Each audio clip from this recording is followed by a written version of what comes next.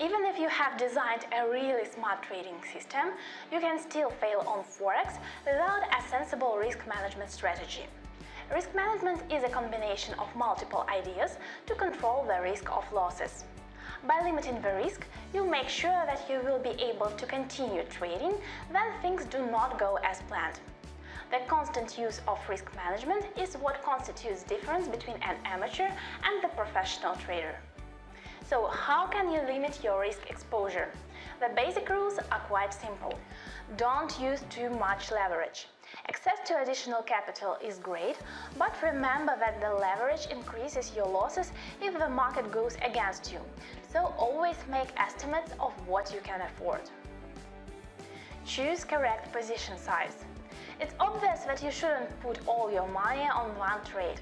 We'll look deeper into determination of optimal position size later. Limit the losses. Don't neglect stop-loss orders. They limit your losses and make the results of your trade more predictable. Set these orders in the beginning and then don't change them unless the market goes in your favor. In this case, you can remove stop to break-even point. Always seek a bigger reward than the loss you are risking. This is called a risk-reward ratio. If you risk losing the same number of pips as you hope to gain, your risk-reward ratio is 1:1. If you target a profit of 80 pips with a risk of 40 pips, then you have a 1:2 risk-reward ratio.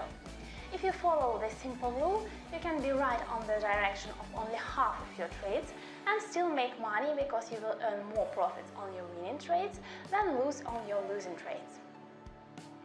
Be aware of currency correlations.